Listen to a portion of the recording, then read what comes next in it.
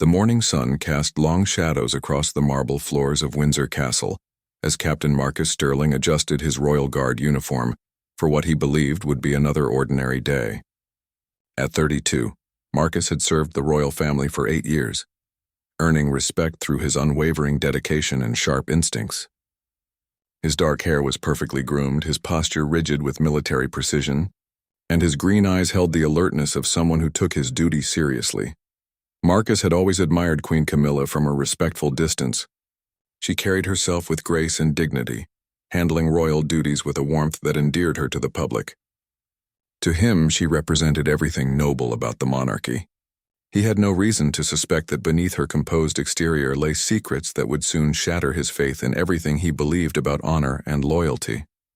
That Tuesday morning started like any other. Marcus received his assignment from the head of security: monitor the East Wing where Queen Camilla's private chambers were located.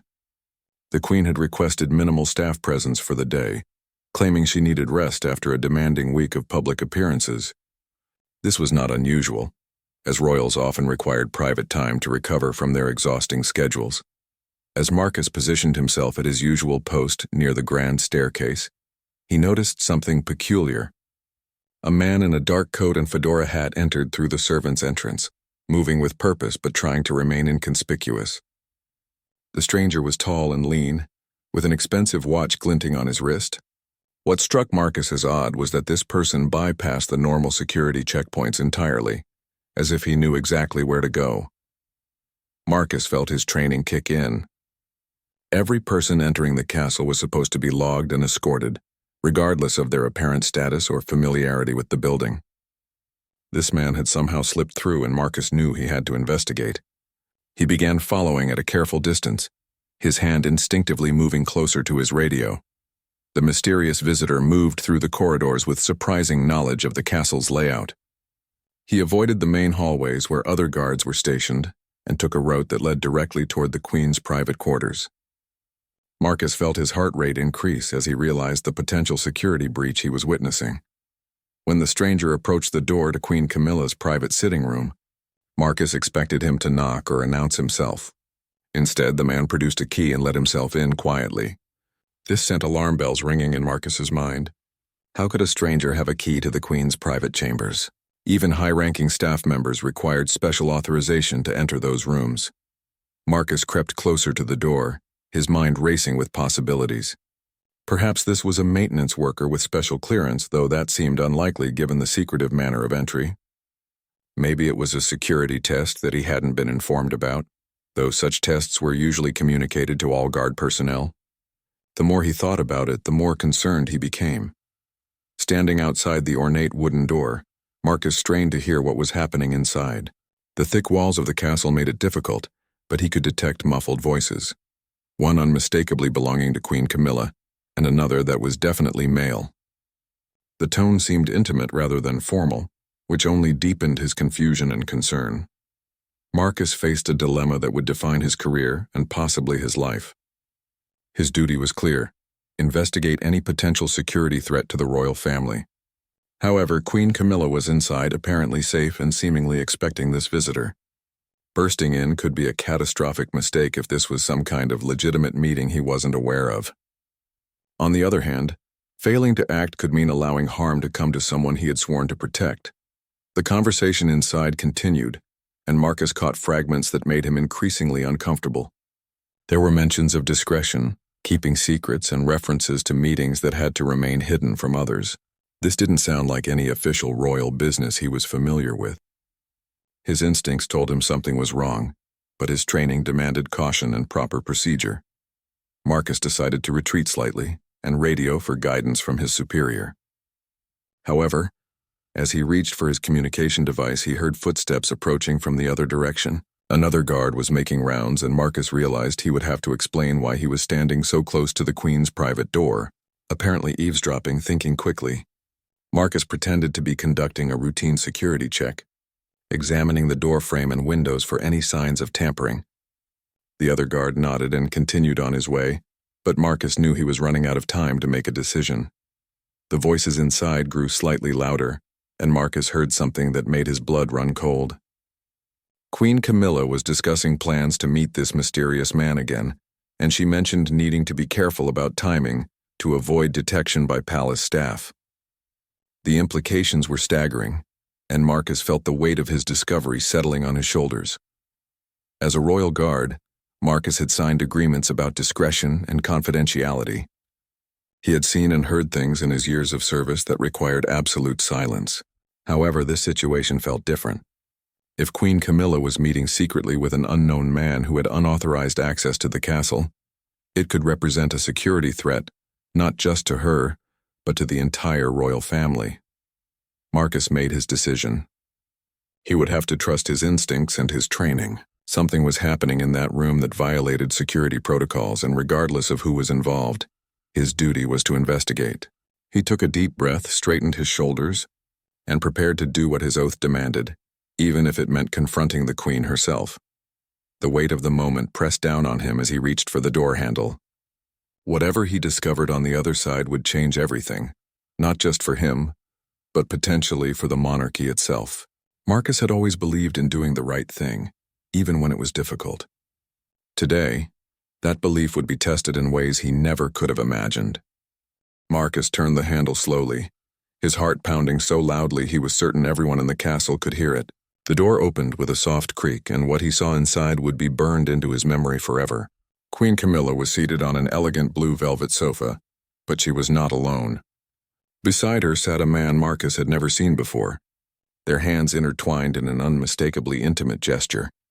The stranger appeared to be in his mid-40s, with salt and pepper hair and kind eyes that spoke of intelligence and warmth. He was impeccably dressed in a tailored navy suit that suggested wealth and status.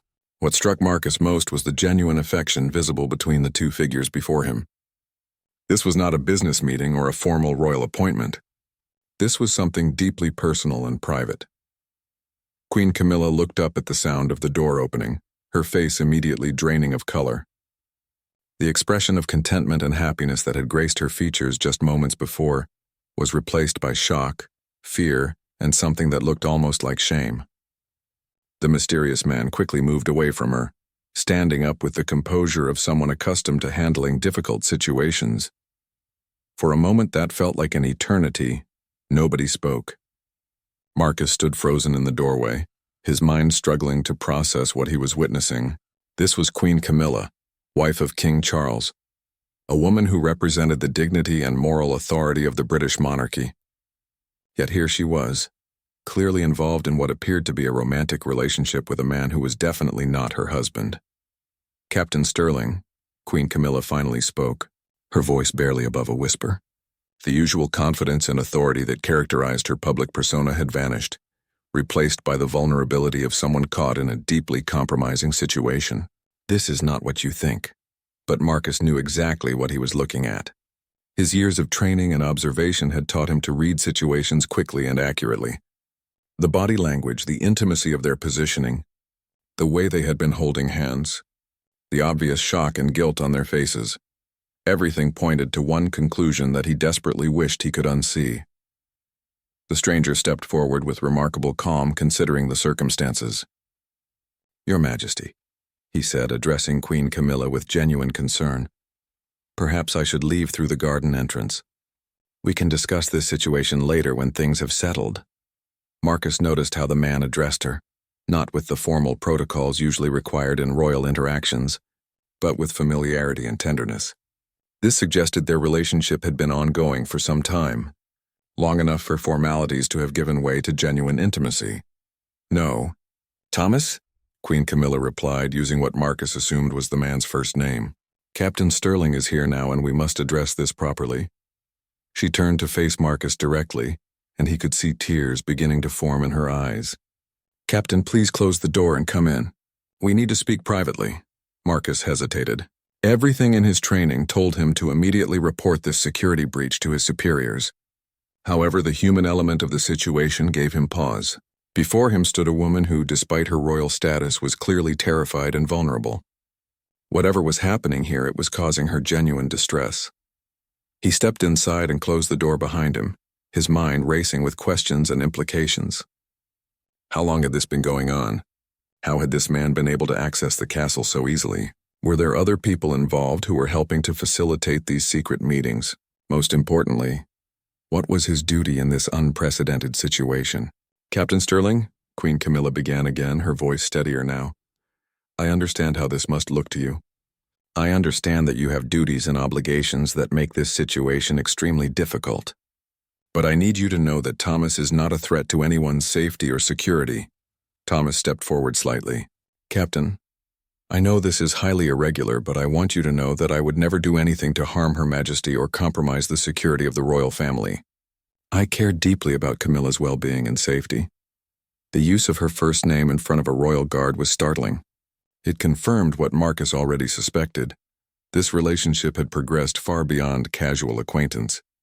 These two people clearly had deep feelings for each other, which made the situation even more complicated and potentially damaging. Marcus found his voice. Your Majesty, I need to understand how this gentleman gained access to your private chambers. My primary concern is security, and someone entering the castle without proper authorization represents a serious breach of protocol. Queen Camilla and Thomas exchanged a glance that spoke volumes about their familiarity with each other. Thomas has been visiting me for several months, she admitted. I provided him with access because our meetings needed to remain private. I take full responsibility for any security protocols that may have been bypassed. The weight of this admission hit Marcus like a physical blow. The Queen had been deliberately circumventing security measures to facilitate secret meetings with this man. As a guard sworn to protect the royal family, Marcus realized he was faced with protecting them not just from external threats, but potentially from the consequences of their own actions. Your Majesty, Marcus said carefully, I need to ask you directly, are you in any danger? Is this situation voluntary on your part? He had to be certain that Queen Camilla was not being manipulated or coerced in any way. I am not in danger, Captain, she replied firmly. Thomas and our relationship is completely voluntary. We care for each other deeply, and these meetings are precious to both of us. I know this puts you in an impossible position, and I'm sorry for that. Marcus looked between the two of them, seeing the genuine emotion and care they clearly felt for each other. Whatever judgment he might have about the appropriateness of their relationship, it was obvious that this was not a casual affair or a situation involving manipulation or harm. However, the implications were staggering. If this information became public, it could create a scandal that would rock the monarchy to its core. The Queen's reputation, the stability of the royal family, and possibly even the future of the institution itself could be at stake. Thomas spoke again, his voice calm but serious. Captain Sterling, I want you to know that I never intended for anyone to be put in a difficult position because of our relationship. If my presence here creates problems for you or for Camilla, I will end our meetings immediately. The sincerity in his voice was unmistakable, and Marcus realized that whatever else this man might be, he genuinely cared about Queen Camilla's well-being and was willing to sacrifice his own happiness to protect her from scandal. Marcus stood in the ornate sitting room, feeling the weight of 3 lives hanging in the balance of his next words. The silence stretched between them as he processed the magnitude of what he had discovered. Queen Camilla watched him with eyes that held both hope and resignation, while Thomas maintained his dignified composure despite the obvious tension. Your Majesty, Marcus finally spoke, his voice measured and professional. I need to understand the full scope of this situation before I can determine how to proceed. How long has this relationship been ongoing, and who else might be aware of these meetings? Queen Camilla glanced at Thomas before answering. Thomas and I met 6 months ago at a private charity function. We discovered we shared similar interests in literature and gardening, and we began corresponding privately. Our friendship gradually developed into something deeper. Her voice carried a mixture of defiance and vulnerability that Marcus had never heard from her before. Thomas picked up the narrative. I own a small publishing house that specializes in historical books. Camilla and I initially bonded over our shared love of British history and classic literature. Our relationship evolved naturally from intellectual companionship to genuine emotional connection. Marcus noted that Thomas spoke of Queen Camilla by her first name without any hesitation, suggesting a level of intimacy that went far beyond formal acquaintance. The way they looked at each other, the comfort they displayed in each other's presence despite the current crisis, All indicated a deep and meaningful relationship. To answer your question about who else knows, Queen Camilla continued, absolutely no one else is aware of our meetings. I've been extremely careful to ensure that our privacy is protected. Thomas enters through the garden gate during times when I know the staff schedules will provide us with the greatest chance of remaining undetected. This revelation troubled Marcus even more. The Queen had been actively studying staff schedules and security routines to facilitate secret meetings. This level of planning indicated both the seriousness of their relationship and the extent to which normal security protocols had been compromised. Your Majesty, surely you understand the security risks this creates, Marcus said, trying to maintain his professional demeanor while addressing what could be seen as a serious breach of royal protocol. If someone with malicious intent discovered these patterns, they could potentially exploit them. I am fully aware of the risks. Captain, Queen Camilla replied, a hint of her usual authority returning to her voice. However, sometimes personal happiness requires accepting certain risks. I have been careful, and I have never put anyone else in danger. Thomas stepped closer to Queen Camilla, not in a possessive way, but in a gesture of support and solidarity. Captain Sterling, I want you to know that I have undergone background checks for my business dealings with various institutions. I am not a security risk, and I would never do anything to compromise Camilla's safety or position. Marcus appreciated the man's straightforward approach, but the situation remained incredibly complex. Mr. he began, realizing he didn't know Thomas's full name. Thomas Wellington, the man replied. I understand you need to verify my identity and background. I'm prepared to provide any information you require. The name meant nothing to Marcus, but he made a mental note to research this man thoroughly if the situation progressed to that point. For now, he needed to focus on the immediate crisis and determine the best course of action. Your Majesty, Marcus said, I need to ask you directly about your marriage to King Charles. Are you seeking to end that relationship? Or are these meetings with Mr. Wellington something else entirely? The question hung in the air like a lead weight. This was perhaps the most important question Marcus could ask, as the answer would determine not just personal consequences, but potentially impact the stability of the monarchy itself. Queen Camilla was quiet for a long moment, clearly struggling with how to answer. Thomas remained silent, allowing her to respond in her own way and time. Finally, she spoke with a voice filled with sadness and resignation. My marriage to Charles is complicated, Captain. We have responsibilities to the crown and to the people of Britain that transcend our personal feelings. Charles and I have grown apart over the years, and while we maintain respect for each other and fulfill our public duties together, our personal relationship has become more of a partnership than a marriage. Marcus felt as though he was receiving information far beyond his clearance level or need to know. These were intimate details of the royal marriage that no guard should ever hear, yet here he was, thrust into the middle of a situation that could have historic implications. Thomas provides me with companionship, intellectual stimulation, and emotional support that I haven't experienced in years, Queen Camilla continued. I don't expect you to understand or approve, but I need you to know that this relationship brings me happiness in a life that is often lonely, despite being constantly surrounded by people. The raw honesty in her words struck Marcus deeply. He had always seen the royal family as figures who lived privileged lives without the normal struggles that ordinary people faced. However, listening to Queen Camilla speak about loneliness and the lack of genuine companionship in her marriage humanized her in a way that made his decision even more difficult. Thomas spoke up, his voice gentle but clear. Captain, I want you to understand that neither Camilla nor I entered into this relationship lightly. We both understand the potential consequences, and we've tried to be as careful as possible. Our feelings for each other are genuine and deep, but we're not naive about the complications our relationship creates. Marcus looked at both of them, seeing two people who were clearly in love but trapped by circumstances beyond their control. Queen Camilla's position meant that her personal happiness would always be secondary to her public duties and the stability of the monarchy. Thomas seemed to understand this and accept it, which spoke to his character and the depth of his feelings for her. Your Majesty, Marcus said slowly, what are you asking of me? What do you expect me to do with this information? The question laid bare the heart of the crisis. Marcus was being asked to choose between his sworn duty to report security breaches and his human compassion for two people whose only crime was finding love in difficult circumstances. Whatever he decided would have consequences that extended far beyond this room. Queen Camilla looked directly into Marcus's eyes, her expression a mixture of hope and desperation. "Captain Sterling, I am asking for your discretion and understanding. I know this puts you in an impossible position, but I am hoping that you can see beyond the protocols and regulations to the human beings involved in this situation." Marcus felt the full weight of his oath of service pressing down on him.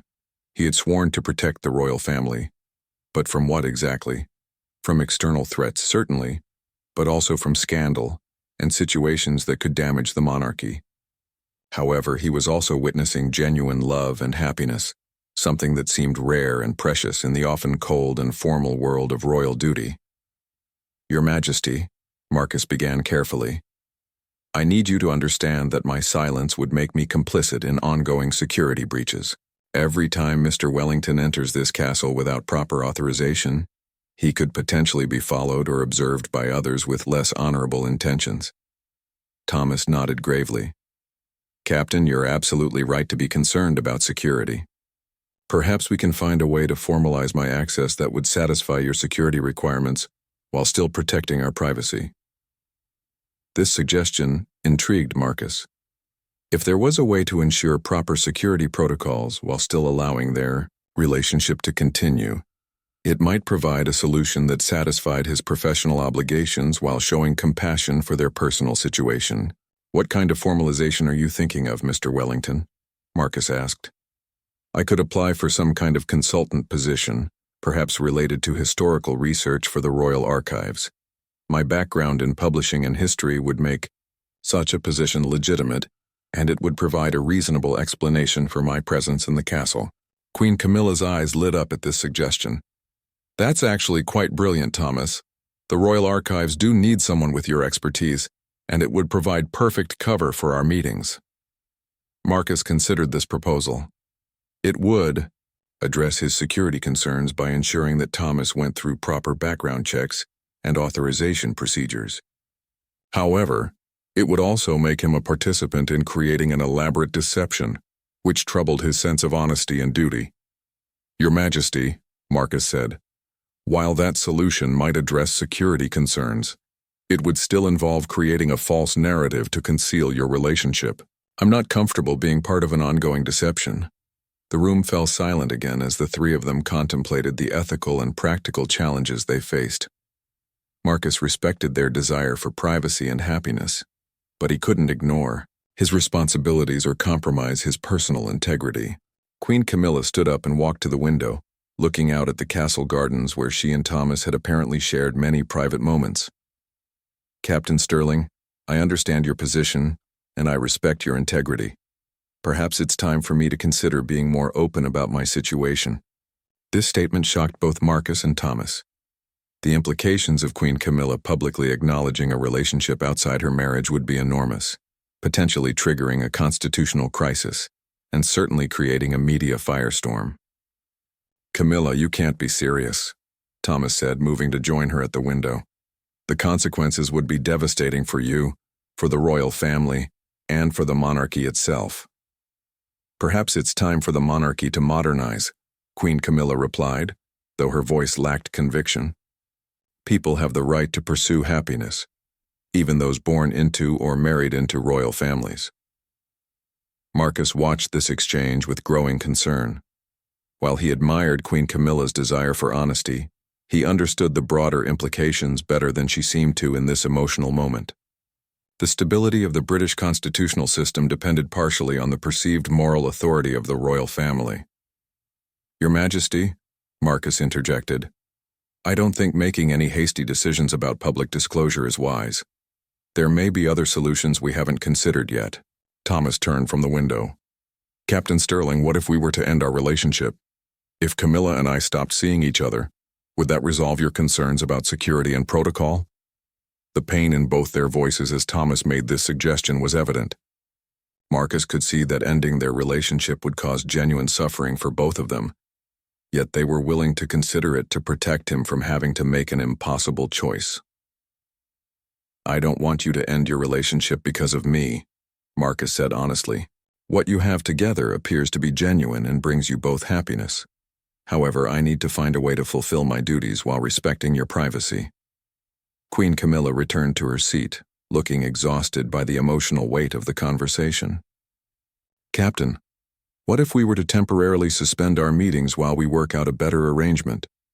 Thomas and I could maintain our relationship through correspondence while we develop a more secure way to meet." This suggestion offered a middle ground that Marcus found more acceptable. It would eliminate the immediate security concerns while giving them time to develop a better long-term solution. "That might be workable," Marcus agreed. "It would give me time to research Mr. Wellington's background and explore whether there are legitimate ways to formalize his access to the castle." Thomas looked at Queen Camilla with obvious reluctance but also understanding. "If that's what's necessary to protect everyone involved, including Captain Sterling, then I agree. Camilla, our correspondence has always been meaningful to me. We can maintain our connection while working toward a better solution."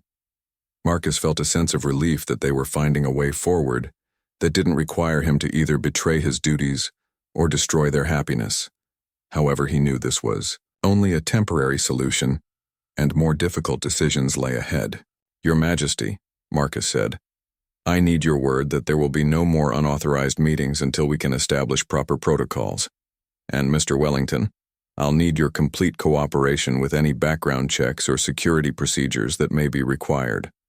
Both agreed readily to these conditions, clearly grateful for Marcus's willingness to work with them rather than simply reporting the situation immediately. "There's one more thing," Marcus added. "I may need to confide in one other person to help develop a proper solution. My immediate supervisor has experience with sensitive security matters and might be able to help us find a way forward that protects everyone's interests." The suggestion of involving another person clearly made Queen Camilla nervous, but she recognized the wisdom of seeking experienced guidance for such a complex situation. 3 weeks had passed since that fateful morning when Marcus discovered Queen Camilla's secret. During this time, he had conducted discreet inquiries into Thomas Wellington's background, finding him to be exactly what he claimed, a respected publisher with no criminal record or questionable associations. More importantly, Marcus had confided in Commander Patricia Hayes, his trusted superior who had 25 years of experience handling sensitive royal security matters. Commander Hayes, a woman in her early 50s with sharp gray eyes and a reputation for both discretion and wisdom, had listened to Marcus's account with remarkable composure. She understood immediately the delicate nature of the situation and the potential ramifications for everyone involved. "Captain Sterling," Commander Hayes had said after hearing the full story, "you've handled this situation with admirable professionalism and compassion. However, we need to consider the long-term implications and develop a sustainable solution." Now, Marcus found himself once again approaching Queen Camilla's chambers, but this time by invitation and with Commander Hayes accompanying him. They had scheduled this meeting to discuss the conclusions of their investigation and present options for moving forward. Queen Camilla received them in her formal sitting room, dressed in an elegant navy blue dress that conveyed both authority and dignity. However, Marcus could see the strain of the past 3 weeks in her eyes. The separation from Thomas had clearly been difficult for her, and the uncertainty about the future was taking its toll. "Your Majesty," Commander Hayes began after the formal greetings, "Captain Sterling has briefed me on the situation, and I want you to know that we've approached this matter with the utmost discretion and respect for your privacy." "Thank you, Commander," Queen Camilla replied. "I appreciate your willingness to help us find a solution rather than simply reporting the matter up the chain of command." Commander Hayes nodded. "Your Majesty, our investigation into Mr. Wellington has been thorough, and I'm pleased to report that he presents no security risk. His background is clean, his business dealings are legitimate, and his character references are impeccable." Relief flooded Queen Camilla's face at this news. "And what about the possibility of formalizing his access to the castle?" "That's more complicated," Commander Hayes continued. "Creating a consultant position for the Royal Archives would indeed provide legitimate access, but it would require paperwork and approvals that might draw unwanted attention to his presence here." Marcus watched Queen Camilla's expression fall as she absorbed this information. He had hoped they could find a simple solution that would allow her relationship with Thomas to continue without complications. However, Commander Hayes continued, We have identified an alternative that might work better. Mr. Wellington could be appointed as a special advisor for a new royal initiative focused on preserving and digitizing historical documents. This would be a genuine project that would benefit the monarchy while providing legitimate reasons for his regular presence at the castle. This suggestion intrigued Queen Camilla. Would such a position require him to work with other staff members, or could it be structured to allow for privacy? The position could be designed to require significant independent research and private consultation with you, Your Majesty, Commander Hayes explained. While he would need to interact with some archive staff, the majority of his work could be conducted privately. Marcus felt encouraged by this development.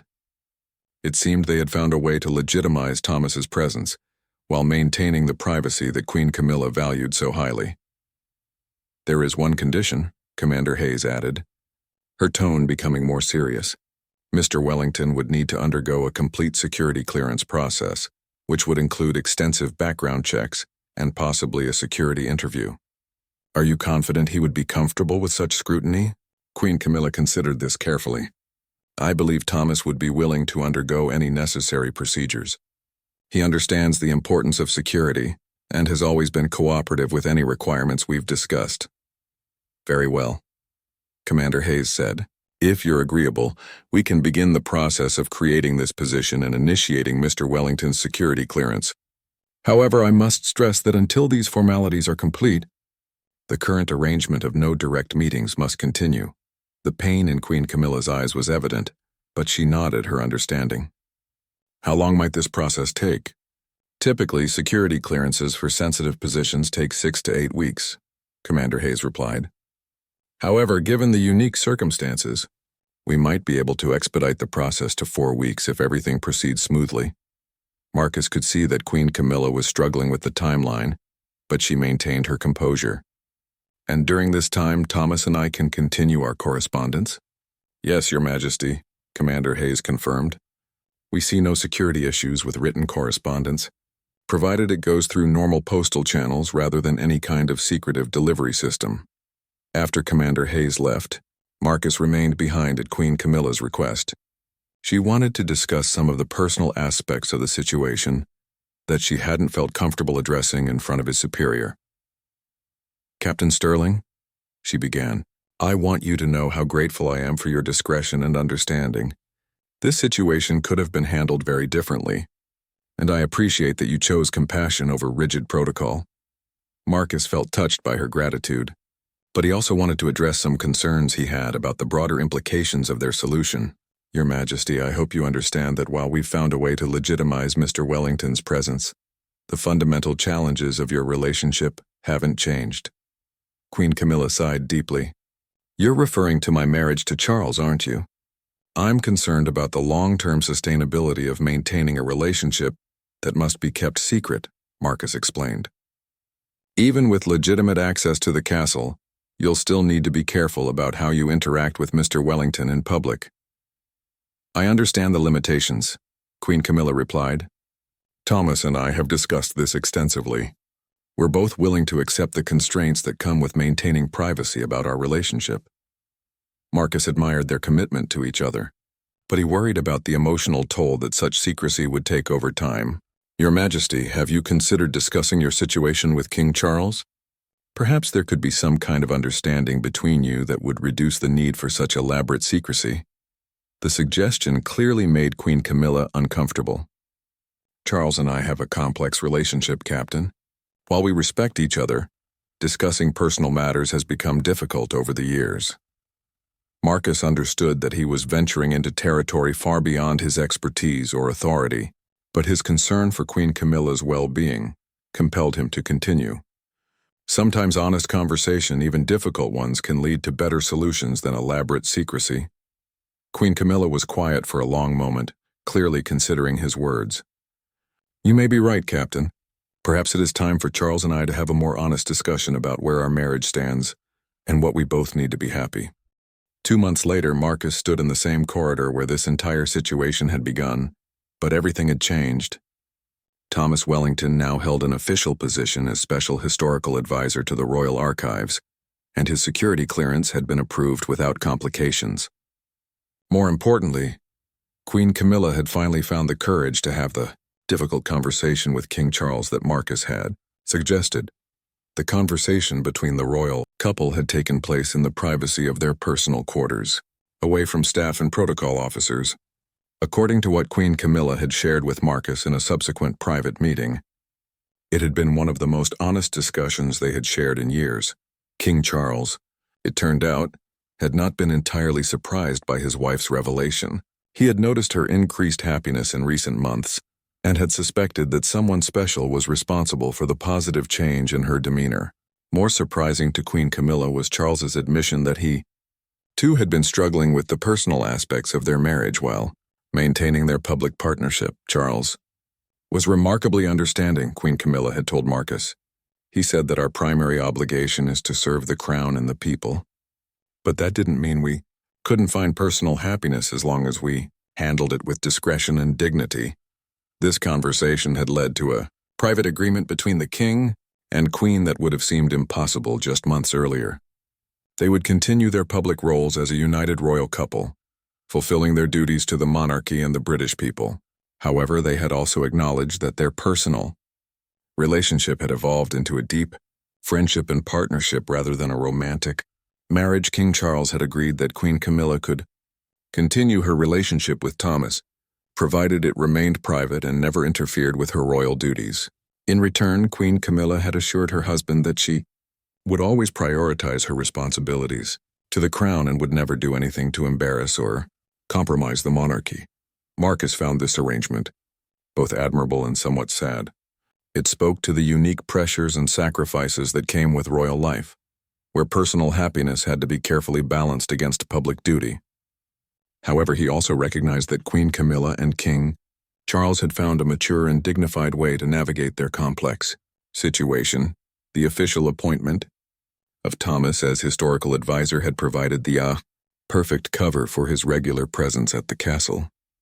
He worked 3 days a week in the royal archives, conducting genuine research that was actually proving quite valuable to the preservation of historical documents.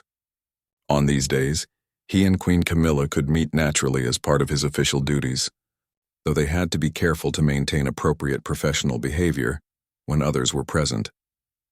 Marcus had observed several of their interactions during official archive consultations, and he was impressed by their ability to maintain professional demeanor while still conveying their personal affection through subtle glances and gestures. They had developed a language of small touches and meaningful looks that allowed them to express their feelings without compromising propriety. The security arrangements had also evolved to accommodate the new situation.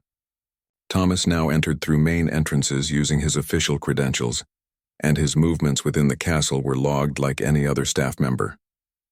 This transparency had actually improved security by eliminating the secretive aspects of his previous visits. Commander Hayes had proven instrumental in making these arrangements work smoothly. She had developed protocols that protected everyone's interests while ensuring that security standards were maintained. Her experience and wisdom had been invaluable in navigating the unique challenges posed by the situation.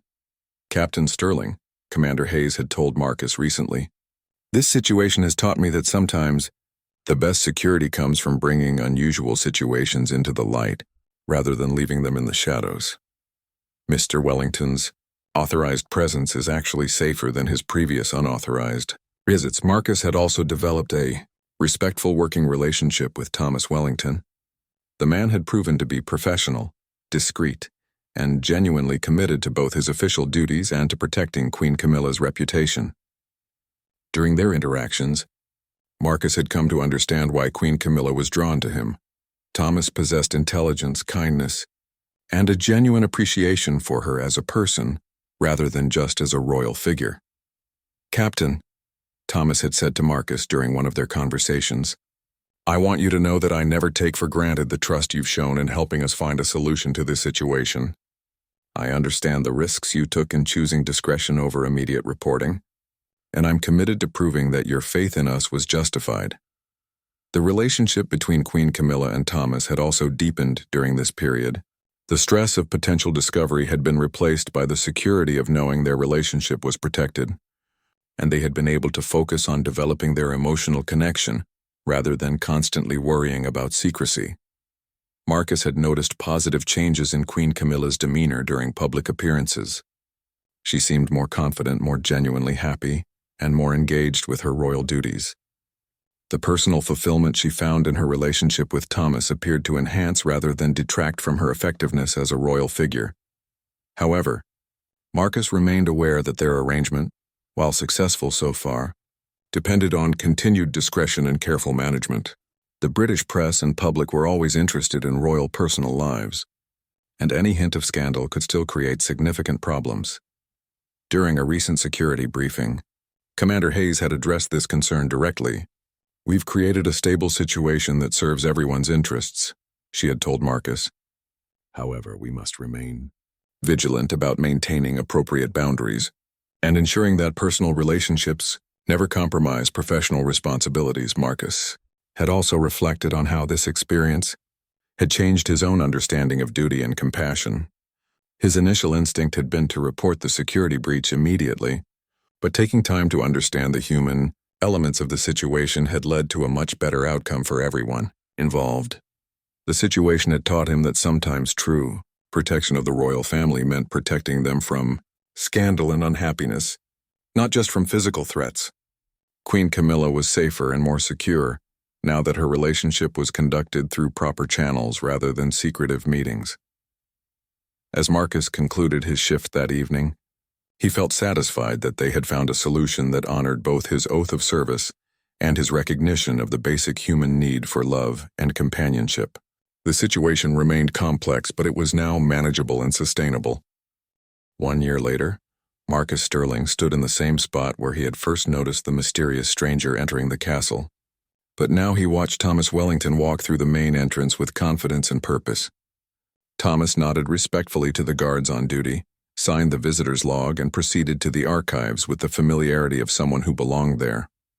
The transformation had been remarkable to witness. What began as a potential security crisis had evolved into one of the most successful and discreet arrangements Marcus had ever seen in his years of royal service. The relationship between Queen Camilla and Thomas had not only survived the scrutiny and complications, but had flourished under the new legitimate circumstances. Thomas had proven himself to be genuinely valuable in his official role. His work with the Royal Archives had uncovered several historically significant documents that had been misfiled for decades, and his research had contributed to a published collection of royal correspondence that had been well received by historians and the public alike. The position that had initially been created as cover for his relationship with Queen Camilla had become a genuinely important contribution to preserving British royal history. More importantly, the personal relationship between Queen Camilla and Thomas had deepened in ways that Marcus found touching to observe. They had learned to navigate the complex balance between public propriety and private affection with remarkable grace. During official archive consultations, they maintained perfect professional demeanor. But Marcus could see the genuine happiness in Queen Camilla's eyes whenever Thomas was present. The arrangement with King Charles had also proven sustainable and beneficial for everyone involved. The honest conversation between the royal couple had actually improved their working relationship and public partnership. They appeared more comfortable with each other during public appearances, freed from the pretense of romantic love that had been absent from their marriage for years. King Charles had even occasionally joined conversations with Thomas about historical research, finding the man's expertise genuinely interesting and valuable. This had created an additional layer of legitimacy for Thomas's presence, and had demonstrated the king's remarkable maturity in handling the complex personal situation. Captain Stirling, Queen Camilla had told Marcus during a recent private conversation, "I want you to know that this past year has been one of the happiest of my adult life. The security and stability that you helped create has allowed Thomas and me to build something genuinely meaningful together."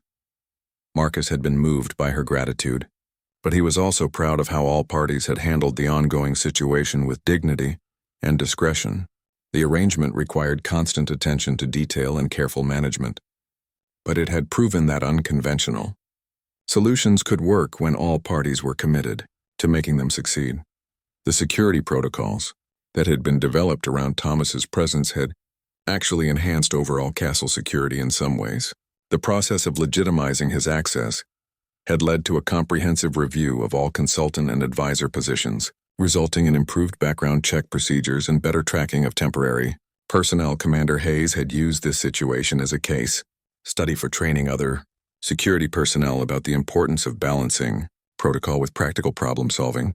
Sometimes, she had told a group of new guards, the most secure solution is not the most obvious one. Captain Sterling's handling of a sensitive situation demonstrated that thoughtful analysis and creative problem solving can achieve better results than rigid adherence to standard procedures. Marcus had also maintained his friendship with Thomas Wellington, finding him to be a genuinely admirable person whose love for Queen Camilla was clearly sincere and enduring. Thomas had never taken advantage of his position or access, and he had consistently demonstrated respect for both the institution of the monarchy and the individuals involved. Marcus, Thomas had said during one of their conversations, they had moved to first names after working together for several months.